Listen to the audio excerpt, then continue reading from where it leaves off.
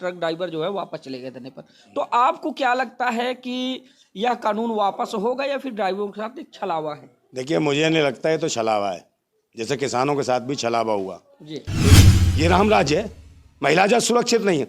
जिला जज बुलाता उसको, कहला आओ रात को जरा ठुमका मार के दिखाओ, बहुत खूबसूरत हो, क्या दिखती हो, क्या लगती हो, है। तो ये स्थितियां हैं जहां शोषण हो रहा हो महिला जज का, तो वहां आम महिला का, आम बेटी का, खेत खलिहान में रह रही गरीब बच्ची का है, उसका क्या कौन देखेगा उसको। तो बेटी बचाओ बेटी पढ़ाओ का नारा देने वाले भूतनी के आज नाड़ा तोड़ अभियान मचा रखा है। ईवीएम मशीन का मतलब है इलेक्शन बेईमान मशीन, इलेक्शन बेकार मशीन, इलेक्शन भ्रष्टाचार मशीन, इलेक्शन बलात्कार मशीन, समझे ना। नमस्कार, ना चमत्कार, ना बलात्कार, ना इंतजार, जिंदाबाद बोलते हैं सीधे।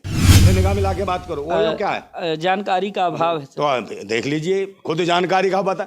ओयो ओयो खोल रखे जी, हैं। चलो ओयो लोग कहते हैं उसमें आएंगे लोग, शरण लेंगे, वहां पर पर्यटक आएंगे तो फिर ओयो के अंदर वो कॉन्डम की मशीनें किस लिए लगाई गई हैं?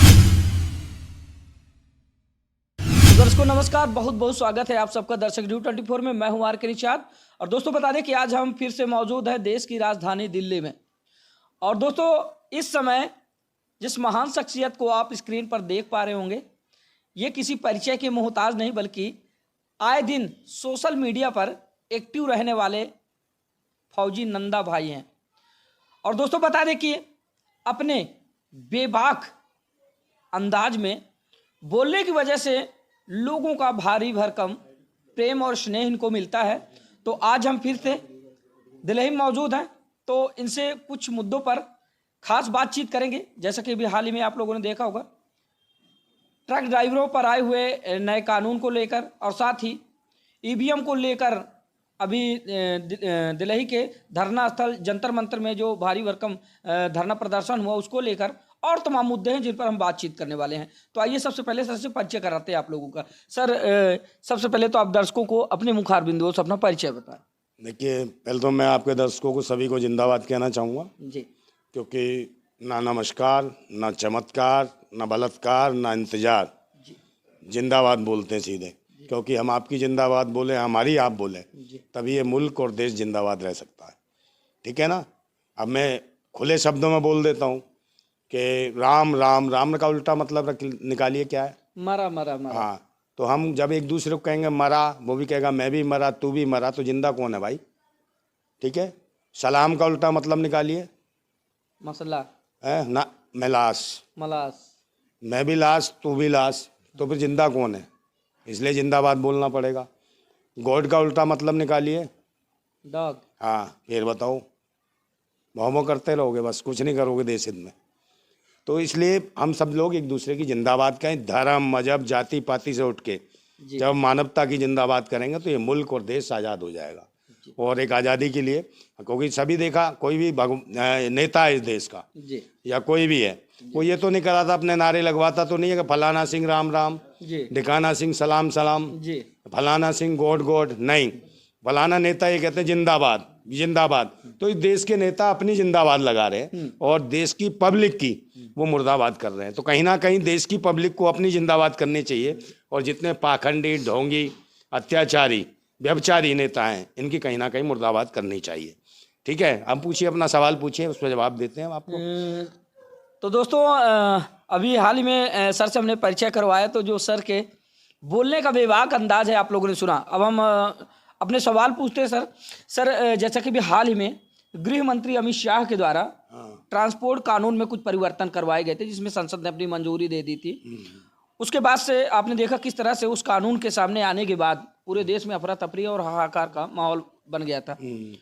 इसके बीच में खबर आई कि केंद्रीय गृह सचिव अजय भल्ला जी और साथ ही अखिल भारतीय परिवहन कांग्रेस के बीच समझौता हुआ, तो ट्रक ड्राइवर जो है वापस चले गए धरने पर।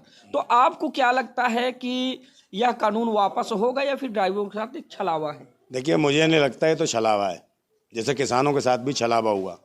ठीक है, कानून वापस तो लिया, 3 काले कानून लिए। इस सरकार से लोग सोचते थे कि शिक्षा, स्वास्थ्य, रोजगार, सुरक्षा जैसी मूलभूत जो जन सुविधाएं लोगों की वो मिलेंगी, कहीं ना कहीं देश आगे बढ़ेगा, कहीं ना कहीं महंगाई पे कंट्रोल होगा। मगर नहीं, ये सरकार जब से आई है देश की जनता के लिए कानून बना रही है, कभी ड्राइवरों को लेके, कभी किसानों को लेके, कभी सेना के जवानों को लेके, और कहीं ना कहीं ये सरकार विफल रही है। हर बार कानून बनाने के बाद कहीं ना कहीं जनता पीड़ित हुई है और आंदोलित हुई है, और जब आंदोलित हुई है तो कहीं ना कहीं जनता का ही नुकसान हुआ है।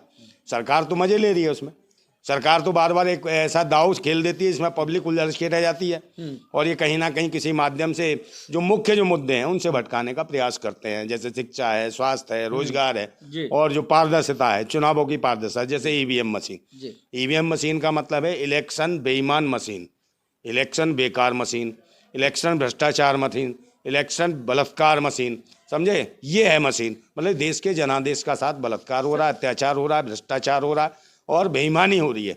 तो ये बेकार मशीन है, इलेक्शन बेकार मशीन, समझे नहीं? ये है ईवीएम, हाँ बिल्कुल यही है, यही है। और जो हम कह रहे हैं कि भारत निर्वाचन आयोग, भारत निर्वाचन आयोग ना बन के आज की डेट में भाजपा निर्वाचन आयोग बन चुका है। वो भाजपा के लिए काम कर रहा है, भारतीय जनता पार्टी के लिए। कहीं ना कहीं इस भारत निर्वाचन आयोग में भी ये देखना पड़ेगा कि कौन लोग हैं उस पाखंडवादी मानसिकता के लोग जो इसमें भारत निर्वाचन आयोग में घुसे हुए हैं। कौन है वो आतंकवादी, कौन है वो देशद्रोही जो देश के असली जनादेश को सामने नहीं आने देना चाहते, और बार बार इसके साथ जो जनता का जो जनादेश है उसको कहीं कहीं गुमराह कर रहे हैं, और बार बार ये लोग आ रहे हैं।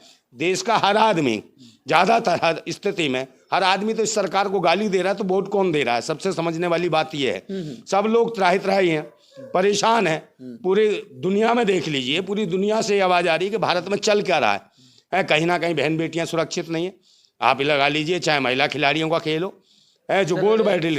हाँ, यहाँ पे टोकना चाहूंगा सर, आपने महिलाओं को लेकर बात कही है, तो भारत सरकार इस पर काम कर रही है। आप देख पा रहे कि महिला सशक्तिकरण जैसे अभियान, बेटी बचाओ बेटी पढ़ाओ जैसे अभियान, और आप कह रहे हैं कि महिला सुरक्षित नहीं है। भाई तो सोचने का विषय हो जाता है सर। आप फौजी हैं। मैं वही कह रहा हूँ, बेटी बचाओ बेटी पढ़ाओ का नारा देने वाले भूतनी के आज नाड़ा तोड़ अभियान मचा रखा है। अब ये देख लीजिए, इसी की IT सेल के बनारस हिंदू यूनिवर्सिटी BHU, जो बनारस हिंदू यूनिवर्सिटी है, उसी में एक लड़की बलात्कार होता उसका, और 4 दिन 5 वो जांच भी मतलब बता भी कर देती कि ये लड़के थे, उसके बावजूद 3 महीने बाद वो गिरफ्तार होते हैं। तो 3 महीने तक क्या करते रहे, क्यों छोड़ दिया? और बनारस हिंदू यूनिवर्सिटी की लड़की के साथ, हिंदू लड़की के साथ, जो हिंदुत्व के बड़े ठेकेदार हैं भूतनी के, और किसके हैं वो? आदरणीय प्रधानमंत्री मोदी जी के लोकसभा क्षेत्र में होता है काम, और उनकी IT सेल के मुख्य लोग हैं, मतलब बहुत ही ज़्यादा प्रिय प्रधानमंत्री के। उनके साथ बड़ी अच्छी गलवैया के साथ फोटो खींची हुई है उनकी, ठीक है। और महिला बाल विकास मंत्री, जिनको महिला सशक्तिकरण कुछ नहीं दिखता, अगर लोकसभा में भी जाती हैं वो, चाहे मणिपुर का मुद्दा हो, तो उसे चुम्मा चुम्मा चुम्मा दिखता है, समझे? तो ये महिला बाल विकास मंत्री है। अच्छा बताओ, फोटो तो आपने देखी, तो क्या कोई उनको जो है कह थोड़ी नहीं दिया था कि आप जाके किसी की बहन बेटी के साथ बलात्कार करो? कैसी फोटो? जैसे कि आपने बताया कि नरेंद्र मोदी जी के साथ उनकी फोटो थी, वो जो कार्यकर्ता थे वाराणसी के, जो रेप के आरोपी थे, तमाम भारतीय जनता पार्टी के बड़े बड़े नेताओं के साथ। तो सिर्फ उनके भाई, सबसे बड़ी बात है कि जो लोकसभा क्षेत्र उसका IT cell, Bhajpa IT cell के वो अध्यक्ष था। एक लड़का जो था तिवारी था, पांडे था, और एक और था कोई चौहान करके लड़के थे। ये लोग थे बलात्कारी तीनों के तीनों। तो एक बात बताओ, घनिष्ठ JP नड्डा के साथ है उनकी फोटो, है महिला बाल विकास मंत्री के साथ, मोदी जी के साथ, और उनका मुख्य रूप से उनके लोकसभा क्षेत्र का काम देख रहे हो। तो हाँ, संसदीय, कहीं ना कहीं वो पूरी तरीके से उन्हें पावर थी, और यही वजह था कि 3 महीने तक उनको छुआ भी नहीं, और ना मोदी जी बच रहे, एक शब्द नहीं बोले उस पर, ना महिला बाल विकास बोली, ना इनका राष्ट्रीय अध्यक्ष JP नड्डा बोला। तो एक बात बताइए क्या दे रहे हैं? और BHU जो हिंदू संस्कृति की बात करते हैं, उसी BHU का मतलब क्या है? बनारस हिंदू यूनिवर्सिटी, इसे कहते हैं गुरुकुल। गुरुकुल का मतलब जानते हो क्या है? गुरुकुल का मतलब क्या है, बताइए आप।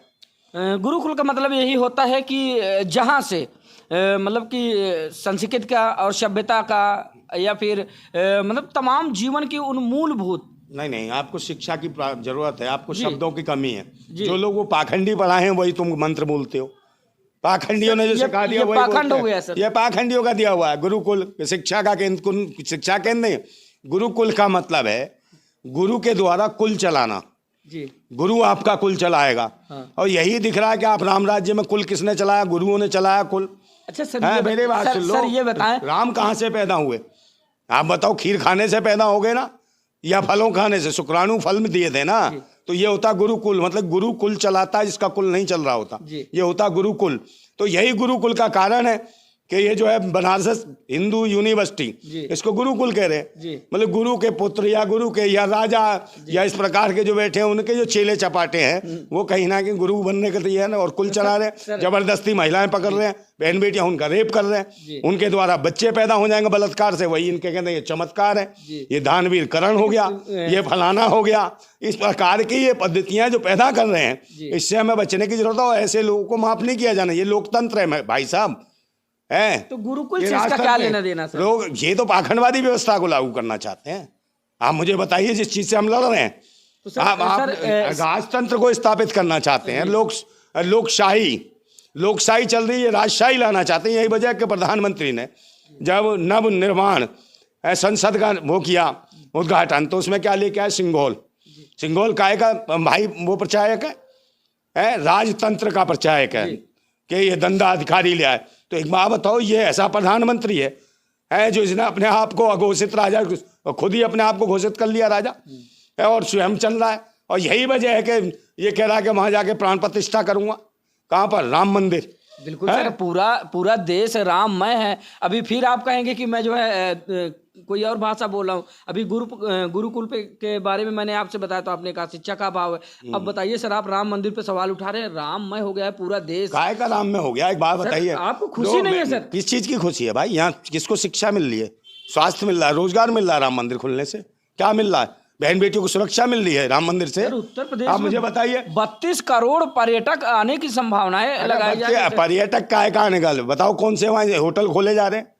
आप मुझे बताइए, अयोध्या का जो वासी है, जो गरीब है, उसकी जमीनें छीन ली गई, वो रो रहे हैं। जरा देखिए आप नीचे जमीनें अध्ययन कीजिए ना, है त्राही त्राही हो रहे हैं लोग, दुखी हैं। सारी जमीनें घेर ली इन व्यापारियों ने, पाखंडियों ने। और जितने होटल निकले उससे ज्यादा ओयो खुल रहे हैं। ओयो जानते हो क्या है? बताओ, इधर देखो जी सर, उधर ना देखो जमीन में, हमसे निगाह मिला के बात करो। ओयो क्या है? जानकारी का अभाव है सर। तो देख लीजिए, खुद जानकारी का बता। ओयो खोल रखे हैं। जी, चलो ओयो लोग कहते हैं उसमें आएंगे लोग, शरण लेंगे, वहां पर पर्यटक आएंगे तो फिर ओयो के अंदर वो कॉन्डम की मशीनें किस लिए लगाई गई हैं? ये बात बताइए। हर ओयो के अंदर कॉन्डम मशीन रखी जाएंगी। आप मुझे बताइए, क्या ये कौन सा पर्यटन स्थल के कौन से लोग आ रहे, कौन सा खेल की या स्पर्धा होगी, किसकी भागीदारी हो रही है? ओयो सर वो भी एक प्रकार से बनाने का अच्छा प्रयोजन था कि जो खुले में लोग इधर पार्क वार्क में घूमते नजर आते थे, ऐसे करते थे। कभी कभी ऐसा होता तो बहन बेटियों का अश्लील वीडियो वायरल हो जाता था। तो सेफ जगह में चले जाते हैं। अच्छा, मतलब कि ये लोग वो मान रहे हो कि सरकार इतनी निकम्मी और नकारा है, मतलब वैश्यालय खोल दिए ओयो के रूप में। छोटी छोटी बच्ची को 60 साल का बुढ़ा आता है और 12 साल की लड़की को लेके घुस जाता है। ये ओयो है। कमियां निकालेंगे तो हर चीज में। मेरे बात सुनिए, जब से ये सरकार आ गई है, जब से धर्म, संस्कृति, सभ्यता है, सब भाईचारे की, इस देश की अस्मिता और इज्जत को सबको बर्बाद कर रखा है सरकार ने इसके शासन में। आपने कहा बेटी बचाओ बेटी पढ़ाओ का नारा, आपने देखा मणिपुर में देश के सेना के पूर्व सैनिक की पत्नी निर्वस्त्र करके दौड़ाई, परेड कराई, उसके गुप्तांगों में उंगली डाली, सामूहिक रूप से बलात्कार किया, गुप्तांगों काटा पीटा गया उसके। तो क्या ये महिला बचाओ वाला कार्यक्रम है क्या? बेटी बचाओ बेटी पढ़ाओ है ये देखिए। और जो महिला खिलाड़ी हैं, महिला खिलाड़ी जान रहे हो ना, जो गोल्ड मेडल लाती हैं, मोदी जी फोटो खिंचाते हैं, उनका शोषण होता है, उनके साथ बदतमीजी की जाती है। छोटी छोटी बच्चियां जो हैं खेल में उनके साथ किया जाता है, पोस्को जैसे मामले लगते हैं। और कौन? देश का मुख्य न्यायाधीश उसमें हस्तक्षेप करता और FIR दर्ज कराता हो, उसके बाद उनको महिला खिलाड़ियों को न्याय नहीं मिलता, इंसाफ नहीं मिलता, और वो इतनी त्रस्त हो जाती हैं, पीड़ित हो जाती हैं कि उन्हें इस्तीफा देना पड़ता है खेल जगत से, समझे नहीं, संन्यास लेना पड़ता है।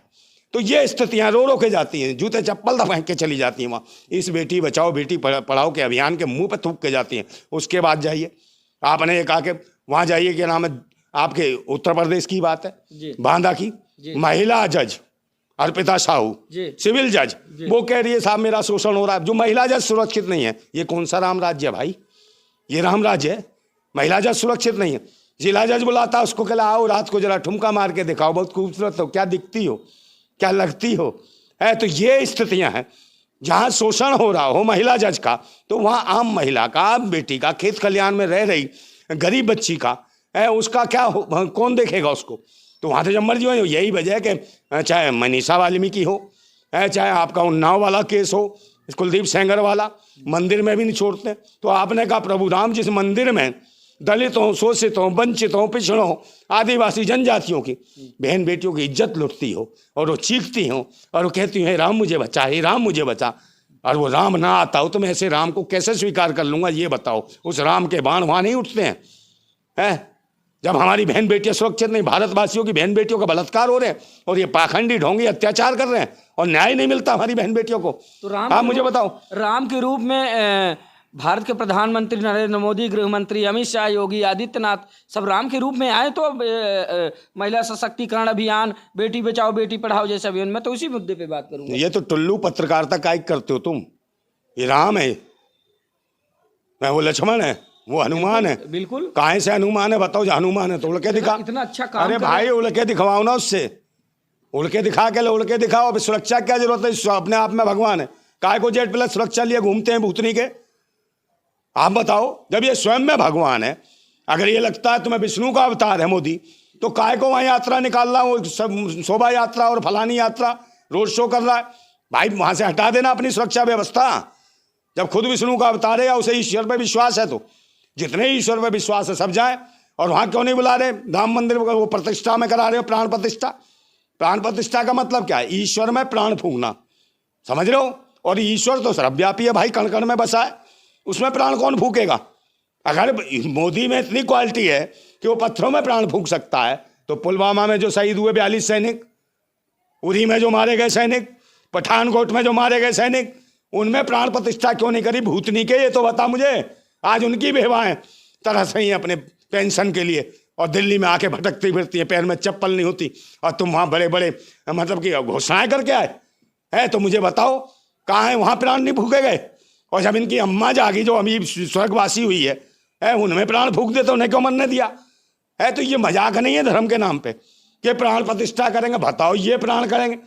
अरे उस ईश्वर में प्राण फूकेंगे जो इसके बाप को, इसके बाप को, इसके बाप को, इसके बाप को, सबको प्राण दिए तो सर है, उसको उसमें प्राण प्रतिष्ठा का मतलब ये नहीं हुआ सर कि जाके जीव डाल देंगे, लेकिन अरे भाई यार फिर तुम वो जाके करेंगे। तार्किक बात करो ना, यहाँ बैठे हो तो आप पत्रकार हो, पत्रकार हो तो विज्ञान की बात करो, शिक्षा की, अंधविश्वास पाखंड पे लेके हो जाओगे।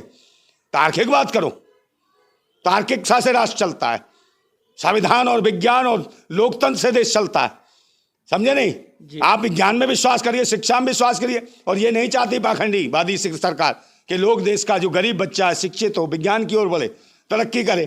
कोई बच्चा इसका APJ अब्दुल कलाम बने, कोई बच्चा आगे जाके कुछ तरक्की कर सके, उस तरफ ध्यान नहीं है। सोचते हैं नहीं, इस देश के गांव खेत खलियान का रहने वाला बच्चा मजदूरी करे, गुलामी करे, जूते खाए और शिक्षित ना हो, अनपढ़ रहे, शिक्षित रहे, कर्जदार रहे। और यही वजह है कि वो कर्ज के नीचे इस देश को कितना दबा दिया। कहाँ 50,000 रुपए का कर्जदार था व्यक्ति, आज 2.5 लाख से ऊपर का प्रत्येक व्यक्ति कर्जदार है। इस ओर देखने की जरूरत है और हमें बढ़ना पड़ेगा आगे। अगर आप लोग अपनी जिम्मेदारी नहीं उठाएंगे, आप लोग उठाए ना चैनल वाले, एक सोशल मीडिया पे, तो ये लोगों को विश्वास है। मैन स्ट्रीम मीडिया तो भूतनी की नगारा है, समझे नहीं। लोग खाते हैं, रोटी पे भरते हैं ना, रोटी खा के, मगर मैन स्ट्रीम ऐसी है, मैन स्ट्रीम मीडिया ये सरकार का गू खा के पेट भरती है। भूतनी की इतनी बड़ी चाटुकार है ये सरकार की, समझे नहीं। वो देखे नहीं उसको, कौन है वो, कौन सी लियाकत है वो, रूबिका हाँ लियाकत, वो गई थी ना वहाँ इजराइल, लाइफ जैकेट पहन के। इजरायली भी कहने लगे क्या अदा क्या नखरे तेरे पारो, सारे के सारे उसे निहारो, ये हालत थी। और जब हबास ने फेंके ना बम, और उसने जो हिजबुल्ला गैंग और नसरुल्लाह ने फेंका बम, रसगुल्ला सा पड़ता था, भड़क से उड़ जाता, साली भगा ही वहाँ से पट से, घबरा गई। और ये भूतने के वो हैं जहाँ इजराइल जाके करते हैं पत्रकारिता, मगर जब देश में मणिपुर जैसी बहन बेटियों को निर्वस्त्र दौड़ाया जाता है तो इनकी आंखें दब जाती हैं और शक्ल नहीं दिखाती हैं। और वहाँ जाती हैं लिपस्टिक क्रीम पाउडर लगा के, कहाँ बागेश्वर के चरणों वहाँ लेती हैं। वहाँ क्या ये देश है, राष्ट्र है। और जो बागेश्वर कहता है हिंदू राष्ट्र की बात, तो मर गया बे वो BHU में, बनारस हिंदू यूनिवर्सिटी में हिंदू लड़की का बलात्कार हुआ भूतनी के। अब कहाँ गया तेरा हिंदू राष्ट्र।